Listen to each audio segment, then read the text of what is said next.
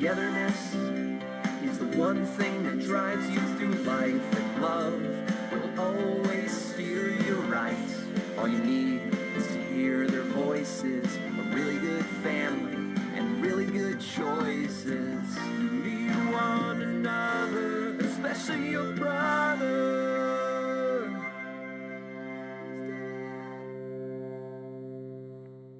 What a wonderful family.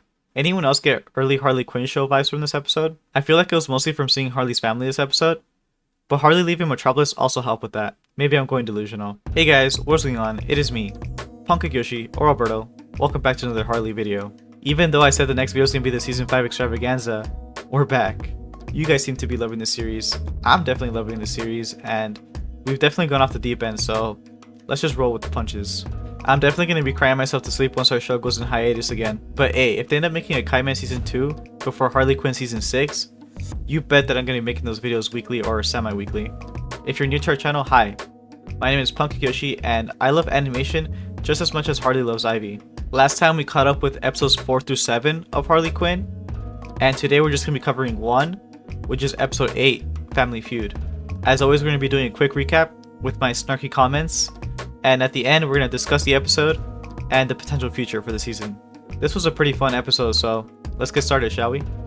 The episode starts with the same argument we left off from last episode, where Harley saved Metropolis and her loved ones with the help of Lena. Harley tries to de-escalate the situation, but Ivy is low-key not having it, so she storms off to kill Lena and save Frankette. Harley then gets a call from her dad, who tells her that her mom just died, so she rushes to Bensonhurst, which we haven't been back to in a while.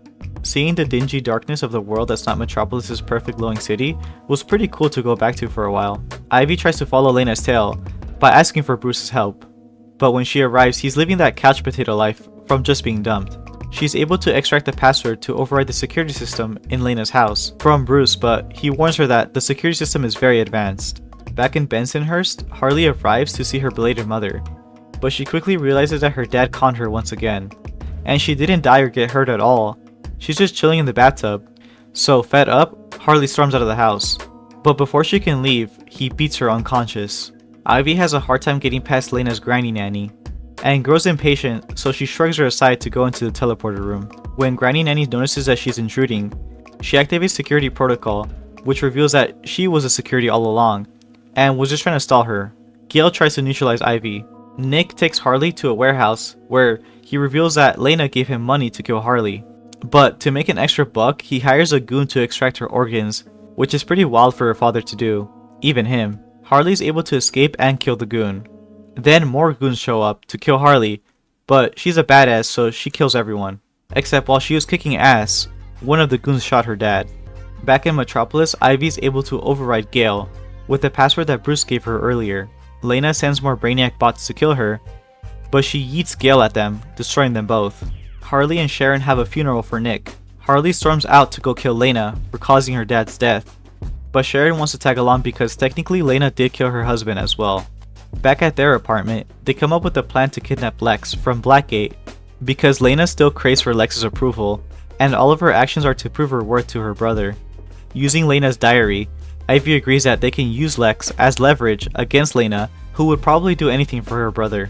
At Blackgate, Sharon holds the getaway driver position, while Harley and Ivy go to get Lex. But Lex ends up in front of Sharon, so she drives into his guards and brings him inside the car. I'm assuming Lex is in prison from the events of Kite Man, where he tried to control the Darkhold and use Darkseid's power, but I could be wrong. He definitely did something in the Kite Man show, or maybe it was just Lex being Lex. They drive back to Metropolis, but as they're approaching, they notice that the bridge is cut off. Metropolis is getting lifted from the ground, since Lena is starting out the process of bottling up the city, which is a cliffhanger we're left with for the next episode. Okay, so we got some stuff to discuss. This was a juicy episode. Immediately, I noticed how different this episode felt from the rest of the season, but I think that's mainly because we spent half of it outside of Metropolis. Sharon is such a funny character, and Harley being embarrassed by everything she says is super adorable. Next episode's gonna be the bottle episode, which I initially thought was gonna be a traditional bottle episode, but with the context of this episode, I think it makes more sense that it's referring to the whole city of Metropolis being in the bottle. And even though I wanted a bottle episode traditional, it also kind of makes sense for the bottle episode to be of the city itself. It still counts in my book. Even though it's not what I was expecting, I think it'll still be a great episode because as long as it has Harley and her shenanigans, it's always a good Harley episode. Throughout the show, Harley has kept her trust for her dad. And I was surprised that Harley wasn't a little skeptical when she got that phone call. But I mean, it makes sense. If you get a call from a relative that just passed away, you would drop everything and just go. I heard a lot of people talk online that they don't like Lena as a character, which I could respect and understand. But I just think that even though her motives are quite simple, there's enough environmental factors of her surrounding characters that make her to be at least just a little bit interesting. But from the first episode, you can kind of tell that she was the big bad of the season, especially because she was able to drive out Superman by getting Harley to be there. But yeah, this was definitely a good episode. I found myself laughing at multiple points. I do love me a good Harley episode.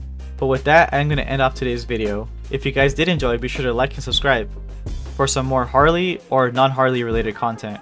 Once this show does go away, I'll try to find some Harley topics I can talk about. If I can think of a good idea, I'll definitely make that video. Be sure to check out some of the other content I have on this channel, or comment what your favorite part of this episode was. I'll be looking through the comments. Anyways guys, as always, my name has been Alberto, or Punkik Yoshi. I'll catch you on the flip side. Bye bye.